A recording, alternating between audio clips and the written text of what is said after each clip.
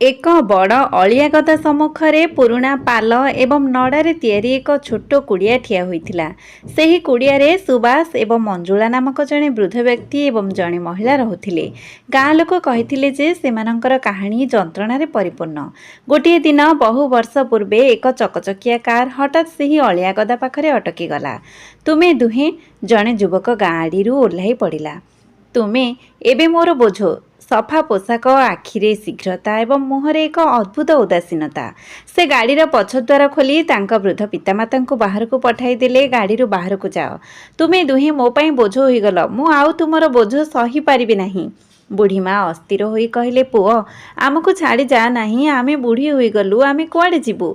युवक जनक कर्कश स्वर रे कहले, मु तुम दुहींक बोझ सही पारिबि नाही। बुढ़ा बापा किछि कहि पारले नाही। से सब किछि बुझी पारले किंतु से किछि कहले नाही। पर मुहूर्त रे पुओ कार रे बसी द्रुत गति रे चलीगला।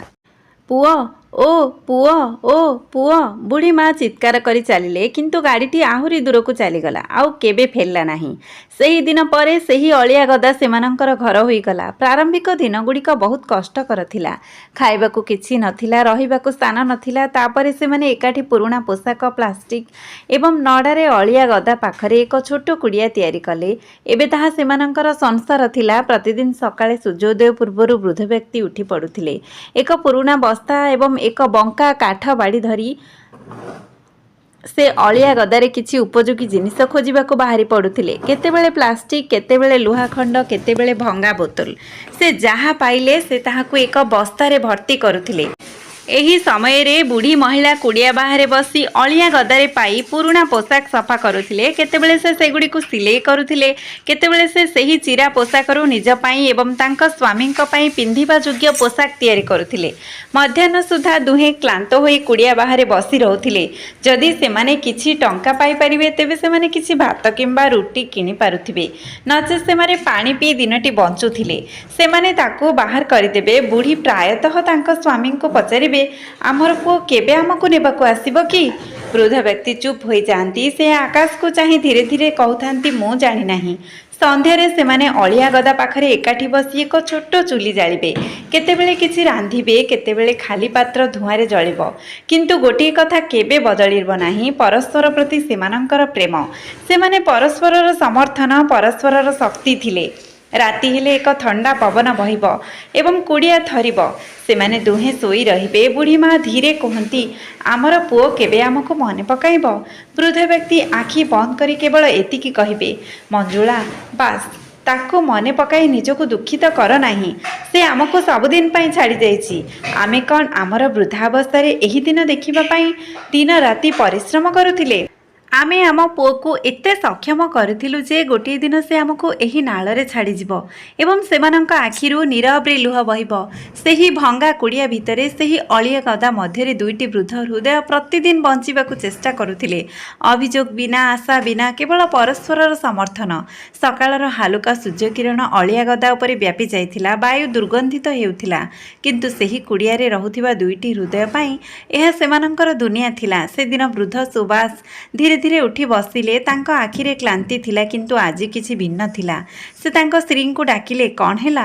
मंजुला हसी हसी पचारिले, बहुत दिन हैला मु किछि भल खाई नाही। आज मोर भात माछ खाइबाकू इच्छा हेउची। मंजुलार आखि मध्य चमकी उठिला। सतरे? सुबास कहले, मते अलियारे किछि लुहा दियो, आमे याकू विक्रय करी चाउल एवं मैदा किणिबू एवं मु पाख नदीरू किछि माछ धरिबी। मंजुलार मुहरे हस फुटी उठिला। दारिद्र्य रे एक छोट खुशी मध्य एक उत्सव ठारू कम नुहे। ठीक अछि महाशय, आज आमे भल खाद्य रांधिबा। एहा कहि से ता पुरुणा बैग उठाई अलिया गदा आड़कू गला एवं सुबास थरी थरी नदी आड़कू चलीगला। नदी कूଳରେ सुबास ता जाल पकाइला। पवन ठंडा थिला, पानी शांत थिला। से किछि समय पाई किछि पाइला नाही, किंतु तापरे जेपरि भाग्यवशतः जालरे दुईटी माछ धरा पड़ीगला। वर्ष वर्ष परे सुबासंक मुहरे प्रकृत खुशी देखागला। आज मंजुला बहुत खुशी होईगला। एही समय रे मंजुला अलिया गदारे बोतल खोजुथिला। से अलिया हटाइबा आरंभ कला। पुराना खबर कागज एवं पचा पोशाक हटाइबा समय रे से हठात एक पुराना लोहा बाक्स देखिला। मंजुला आश्चर्य होईगला। अलिया गदारे एक बाक्स से चारिपाखକୁ चाहिला। सेठारे केही नथिले, केवल पवन बहिगला एवं अलियार शब्द सुना जाइथिला। धीरे धीरे से बाक्स खोलिला एवं खोलिबा मात्रे तार आखि विस्तार होईगला। तार निश्वास बंद होईगला। भितरे बहुत सुना अलंकार एवं मुद्रा चमकुथिला। मंजुलार हाथ थरिबाकु लागिला। हे भगवान, ए सबु! से भयभीत होई चारिपाखକୁ चाहिला। एहा काहार कि? केही देखुथिले कि? से किछि मुहूर्त पई सेठारे बसी रहिला। तार हृदय धड़धड़ करुथिला। तापरे से आकाश आड़कु चाहिला। एहा कोन हमर भाग्य? से धीरे धीरे बाक्सटिकु बंद करी ता बैग भितरे पुराइला। तार पाद एबे द्रुत गति होई जाइथिला। भय एवं आनंद उभय थिला। से शीघ्र ता कुड़ियाकु फेरीगला। से पछकु फेरीगला। कुड़िया पाखरे पहुंची से द्वार सदृश्य बंका परदा को टाणी देला। से भीतर को जाई तुरंत बाक्सटी को एक कोणरे लुचाई देला। तार हृदय एबे भी धड़धड़ करुथिला। जदि एहा प्रकृତରେ आमर होई जाए तेबे एहा आमर जीवन को बदलाई देई पारे। किंतु परवर्ती मुहूर्त रे ता आखि भୟରେ झलसी उठिला। नचेत एहा जदि असुविधार संकेत होई थाए। किछि समय परे सुभाष मध्य माछ धरी फेरी आसिले। मंजुला, देख मु आज केते माछ पाइली, से खुशी रे कहिले। मंजुला ता मुहरे हस फुटाइबाकु चेष्टा करी ताकु चाहिला, किंतु भितरे झड़ हेउथिला। मंजुला कहिले, हां ठीक अछि, किंतु मु आज अलिया भितरे किछि पाइली। सुभाष पचारिले, तुमे कौन पाइल? मंजुला सुभाषଙ୍କ हाथ धरी धीरे धीरे कुड़िया भीतर को नेले। मंजुला जेतेबेले सुभाषଙ୍କୁ पुराना बाक्स देखाइले सेतेबेले एपरि लागिला जेपरि तांकर निश्वास बंद होई गला। सेमाने दुहे धीरे धीरे बाक्स खोलिबा मात्रे भितरे थिबा चमकदार सोना मुद्रा देखि सुभाषଙ୍କ हाथ थरी उठिला। हे मंजुला, तुमे एहा केउठारु पाइल? तांका कंठ भय एवं आश्चर्य पूर्ण थिला। मु एहाको अलिया गदारु पाइली, मंजुला धीरे कहिले। एहा गभीर भितरे पोती होई जाइथिला। प्रथमे मु भाबिथिली एहा कहार होई पारे, किंतु पाखरे केही नथिले। सुभाष भयभीत होई चारिपाखକୁ चाहिले, जेपरि केही एहाको छड़ाई नेबे। एहा निश्चय कहार? मंजुला, जदि केही जानि पारे आमे गरीब लोक, आमे असुविधारे पड़िबा। मंजुला तांको हाथ धरिले। तांको कंठरे सांत्वना थिला। चिंता कर नाही, आम व्यतीत एहा विषय रे केही जानती नाही। आसंतु किछि दिन अपेक्षा करिबा। जदि केही एहाको खोजिबाकु आसे तेबे आमे एहाको फेराई देबा, एवं जदि केही न आसे तेबे एहाको आम पई परमेश्वरଙ୍କ उपहार बोली भाबी नेबा। सुभाष किछि समय चुप रहिले। तापरे से कहिले, जदि तुमे गाँ रे काहाको पचारिबो तेबे लोभरे केही मिछ कहिबो। मु मध्य भाबुची एहा एठारु ठीक नुहे। एहा अलिया सहित सहररु आसी थाई पारे। सेमाने दुहे किछि दिन अपेक्षा करिबाकु निष्पत्ति नेले। किछि मास बीतीगला। दिन समान भावरे चलीगला। दुहे अलिया बाछिले। संध्यारे सेमाने क्लांत होई सेमानक कुड़ियाकु फेरी आसिले, किंतु प्रतिदिन प्रत्येक रातिरे सेही बाक्सटी सेमानक कुड़ियार एक कोणरे लुचि रहिला, जेपरि सेमानक भाग्य परिवर्तन पई अपेक्षा करिथिला। किंतु केही आसिले नाही।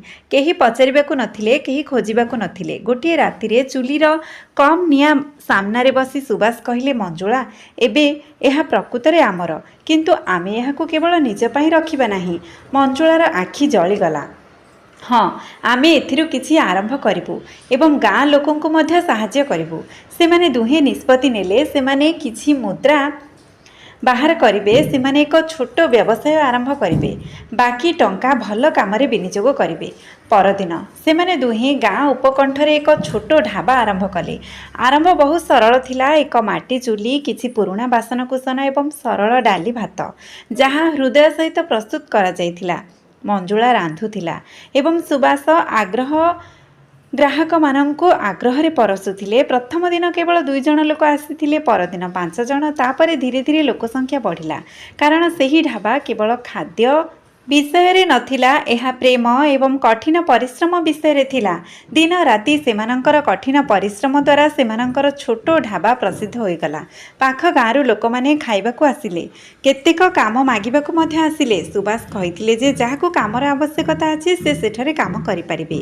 एवं धीरे धीरे ढाबा बड़ हैला। कुड़ियाटी एक स्थायी घर द्वारा बदलाई गला, किंतु सेमानंकर हृदय समान रहिला, सरल एवं दयालु। बळका सुना मुद्रा सहित सेमाने निज पई एक महल निर्माण कले नाही, बरम सेमाने सारा गाँव रे पानी पाइपलाइन बिछाइले। सेमाने एक सफा कूଅ खोलिले। सेमाने सबुठी पानी ट्याप स्थापन कले। जो गाँव रे थरे पानी पाई ଆଗ୍ରହୀ ଥିଲା ଏବେ ପ୍ରତ୍ୟେକ ଘରେ ପାଣି ପହଞ୍ଚିଛି। ଲୋକମାନେ କହୁଥିଲେ ଏହି 2 ଜଣ ଦେବଦୂତ, ପ୍ରକୃତ ଧନ। ଗୋଟିଏ ଦିନ ମଞ୍ଜୁଳା ହସି କହିଲେ, ଦେଖ ସୁବାସ, ପୂର୍ବରୁ ଆମେ ଅଳିଆ ଆବର୍ଜନାରେ ଜୀବନ ଖୋଜୁଥିଲୁ ଏବଂ ଆଜି ଆମ ଯୋଗୁଁ ଲୋକଙ୍କ ଜୀବନ ବଦଳି ଯାଉଛି। ସୁବାସ ଆକାଶ ଆଡ଼କୁ ଚାହିଁଲେ, ହୁଏତ ଭଗବାନ ଆମକୁ ବାଛିଛନ୍ତି, କାରଣ ଆମେ ଲୋଭୀ ନଥିଲୁ। ସେମାନଙ୍କ ଉଭୟ ଆଖିରେ ଆନନ୍ଦର ଲୁହ ଝରିଗଲା। ଗୋଟିଏ ଦିନ ଦ୍ୱିପହର ଥିଲା। ରେଷ୍ଟୁରାଣ୍ଟରେ ସବୁଦିନ ପରି ଭିଡ଼ ଥିଲା। କେତେକ ବିରିୟାନୀ, କେତେକ ରୁଟି ଖାଉଥିଲେ, ଆଉ କେତେକ ହସୁଥିଲେ ଏବଂ କଥା ହେଉଥିଲେ। ମଞ୍ଜୁଳା ଚୁଲିରେ ଗରମ ରୁଟି କରୁଥିଲେ ଏବଂ ସୁବାସ ଗ୍ରାହକମାନଙ୍କୁ ଖାଦ୍ୟ ପରିବେଷଣ କରୁଥିଲେ। ଠିକ୍ ସେହି ସମୟରେ ଜଣେ ଦୁର୍ବଳ ଛିଣ୍ଡି ଯାଇଥିବା ପୋଷାକରେ ଭୋକିଲା ତୁଷାର୍ଥ ଭିକାରୀ ରେଷ୍ଟୁରାଣ୍ଟକୁ ଆସିଲେ। ତାଙ୍କ ପୋଷାକ ମଇଳା ଥିଲା, ତାଙ୍କ ଦାଢ଼ି ଅପରିଷ୍କାର ଥିଲା ଏବଂ ତାଙ୍କ ଆଖିରେ କ୍ଳାନ୍ତି ଏବଂ ଯନ୍ତ୍ରଣା ସ୍ପଷ୍ଟ ଭାବରେ ଦେଖାଯାଉଥିଲା। ସେ ଧୀରେ ଧୀରେ କହିଲେ, ମା, ମୋତେ କିଛି ଖାଇବାକୁ ଦିଅ, ମୁଁ 2 ଦିନ ହେଲା ଖାଇନାହିଁ। ତାଙ୍କ ସ୍ୱର ଏତେ ଦୁର୍ବଳ ଥିଲା ଯେ ମନେ ହେଉଥିଲା ଯେପରି ଏହା ଯେକୌଣସି ମୁହୂର୍ତ୍ତରେ ଭାଙ୍ଗି ପଡ଼ିବ। ମାନବତା ଏପର୍ଯ୍ୟନ୍ତ ବଞ୍ଚି ରହିଛି। ମଞ୍ଜୁଳା ତାଙ୍କୁ ଦେଖିବା ମାତ୍ରେ ତାଙ୍କ ହୃଦୟ ତରଳିଗଲା। ସେ ସଙ୍ଗେ ସଙ୍ଗେ କହିଲେ, ବସନ୍ତୁ ପୁଅ, ମୁଁ ତୁମକୁ ଖାଦ୍ୟ ତୁରନ୍ତ ଦେବି। ସେ ତାଙ୍କ ହାତରେ ଗରମ ରୁଟି, ଡାଲମା ଏବଂ ପାଣି ଦେଲେ। ଭିକାରୀ ବର୍ଷ ବର୍ଷ ଧରି ଭୋକିଲା ଥିବା ପରି ଖାଇବା ଆରମ୍ଭ କଲେ। ସୁବାସ ମଧ୍ୟ ତାଙ୍କୁ ଧ୍ୟାନର ସହିତ ଦେଖୁଥିଲେ। ମୁଁ ଜାଣିନାହିଁ କାହିଁକି ସେହି ବ୍ୟକ୍ତିଙ୍କ ମୁହଁରେ କିଛି ପରିଚିତ ମନେ ହେଉଥିଲା। ଯେତେବେଳେ ଭିକାରୀ ପାଣି ପିଇ ଉପରକୁ ଚାହିଁଲା, ତାର ନଜର ସୁବାସଙ୍କ ଉପରେ ପଡ଼ିଲା। ସେମାନଙ୍କ ଆଖି ମିଶିଗଲା ଏବଂ ହଠାତ୍ ଭିକାରୀର ହାତ ଥରିବାକୁ ଲାଗିଲା। ଥାଳି ପଡ଼ିଗଲା, ତା ଆଖିରୁ ଲୁହ ଝରି ପଡ଼ିଲା। ସେ ଥରି ଥରି କଣ୍ଠରେ କହିଲା, ବାବୁଜୀ। ସୁବାସ ପଥର ହୋଇଗଲେ। ଏହି ଶବ୍ଦ ତାଙ୍କ ହୃଦୟକୁ ସ୍ପନ୍ଦନ କଲା। ମଞ୍ଜୁଳା ମଧ୍ୟ ପାଖକୁ ଆସିଲା। ସେ ତାଙ୍କୁ ଭଲ ଭାବରେ ଦେଖିଲେ ଏବଂ ତାପରେ ତାଙ୍କ ମୁହଁରୁ କେବଳ ଗୋଟିଏ ଶବ୍ଦ ବାହାରି ଆସିଲା, ପୁଅ। ଭିକାରୀ କାନ୍ଦି ପକାଇଲା। ସେ ସେମାନଙ୍କ ପାଦ ତଳେ ପଡ଼ିଗଲେ। ମା, ବାପା, ମୋତେ କ୍ଷମା କର, ମୁଁ ଜଣେ ମହାପାପୀ। ରେଷ୍ଟୁରାଣ୍ଟରେ ନୀରବତା ପଶିଗଲା। କାନ୍ଦି କାନ୍ଦି ସେ ସେମାନଙ୍କୁ କହିଲେ, ଯେତେବେଳେ ମୁଁ ବିବାହ କଲି, ମୋ ସ୍ତ୍ରୀ ମୋତେ ତୁମ ଉଭୟଙ୍କ ବିରୁଦ୍ଧରେ ଉସ୍କାଇଲା। ସେ କହୁଥିଲା ଯେ ଏହି ବୃଦ୍ଧ ଲୋକମାନେ ବୋଝ, ସେମାନଙ୍କ ଯୋଗୁଁ ଆମେ ଆଗକୁ ବଢ଼ିପାରିବା ନାହିଁ। ମୁଁ ତାଙ୍କ କଥାରେ ପଡ଼ି ତୁମ ଦୁହିଁଙ୍କୁ ଘରୁ ବାହାର କରିଦେଲି। ମଞ୍ଜୁଳାର ଆଖିରେ ଲୁହ ଝରି ଆସିଲା। ମୁଁ କେବେ କଳ୍ପନା କରିନଥିଲି ଯେ ମୋତେ ଜନ୍ମ ଦେଇଥିବା ମା ଏବଂ ମୋତେ ବଡ଼ କରିଥିବା ବାପାଙ୍କୁ ବେଘର କରିଦେଇଛି। ସେ ଆହୁରି କହିଲେ, ଏବଂ ତାପରେ ଭଗବାନ ମୋତେ ଦଣ୍ଡ ଦେଲେ। ମୋ ସ୍ତ୍ରୀ ଧୀରେ ଧୀରେ ସମସ୍ତ ସମ୍ପତ୍ତି ତାଙ୍କ ନାମରେ ହସ୍ତାନ୍ତର କଲେ। ଗୋଟିଏ ଦିନ ସେ ସବୁ କିଛି ନେଇ ପଳାଇଗଲା। ମୁଁ ଏକା ରହିଗଲି। ଘର ନାହିଁ, ଟଙ୍କା ନାହିଁ, ମୋ ନିଜର କେହି ନଥିଲେ। ତାପରେ ମୁଁ ଅନୁଭବ କଲି ଯେ ମୁଁ କ'ଣ ହରାଇଛି। ସେ ପିତା ସୁବାସଙ୍କ ପାଦ ଧରି କାନ୍ଦିବାକୁ ଲାଗିଲେ। ମୋତେ କ୍ଷମା କର ବାବୁଜୀ, ମୁଁ ଏକ ମହାପାପ କରିଛି। ମଞ୍ଜୁଳା କାନ୍ଦି କାନ୍ଦି ମୁଣ୍ଡ ଉଠାଇଲା। ପୁଅ, ତୁ ଏପରି କାହିଁକି କଲୁ? ସେ କହିଲା, ମା, ମୁଁ ଅନ୍ଧ ହୋଇଗଲି। ଲୋଭ ଏବଂ ଖରାପ ସଙ୍ଗ ମୋତେ ନଷ୍ଟ କରିଦେଲା। ସୁବାସ କିଛି ସମୟ ପାଇଁ ନୀରବ ରହିଲେ। ତାଙ୍କ ଆଖିରେ ଯନ୍ତ୍ରଣା ଏବଂ ପ୍ରେମ ଥିଲା। ତାପରେ ସେ ଧୀରେ କହିଲେ, ପୁଅ, କେବଳ ମଣିଷ ଭୁଲ କରନ୍ତି, କିନ୍ତୁ ଯେଉଁମାନେ ସେମାନଙ୍କର ଭୁଲ ବୁଝନ୍ତି ସେମାନେ ଖରାପ ନୁହନ୍ତି। ମଞ୍ଜୁଳା ତାଙ୍କୁ କହିଲେ, ତୁ ଏବେ ଆମ ସହିତ କାମ କରିବୁ। ସେ କାନ୍ଦି କାନ୍ଦି କହିଲେ, ଏବେ ମୁଁ ତୁମକୁ କେବେ ଛାଡ଼ିବି ନାହିଁ। ସେହି ଦିନଠାରୁ ପୁଅଟି ସମ୍ପୂର୍ଣ୍ଣ ସଚ୍ଚୋଟତା ଏବଂ ହୃଦୟର ସହିତ ଢାବାରେ କାମ କରିବା ଆରମ୍ଭ କଲା। କାରଣ ଏବେ ସେ ବୁଝିପାରିଲା, ଯିଏ ନିଜ ପିତାମାତାଙ୍କୁ ପ୍ରତ୍ୟାଖ୍ୟାନ କରେ ସେ କେବେ ଖୁସି ହୋଇପାରେ ନାହିଁ ଏବଂ ଯେଉଁମାନେ ସେମାନଙ୍କୁ ସମ୍ମାନ କରନ୍ତି ସେମାନେ ହିଁ ପ୍ରକୃତରେ ଧନୀ। ଯଦି ଆପଣ କାହାଣୀଟି ଉପଭୋଗ କରିଛନ୍ତି, ଦୟାକରି ଏକ ଲାଇକ୍ ଦିଅନ୍ତୁ। ଯଦି ଆପଣ ଚ୍ୟାନେଲରେ ନୂଆ, ତେବେ ଏପରି ଆହୁରି ଆକର୍ଷଣୀୟ କାହାଣୀ ଶୁଣିବା ପାଇଁ ଚ୍ୟାନେଲକୁ ସବସ୍କ୍ରାଇବ୍ କରନ୍ତୁ। ସେ ପର୍ଯ୍ୟନ୍ତ ଧନ୍ୟବାଦ। ନମସ୍କାର। ଜୟ ଜଗନ୍ନାଥ।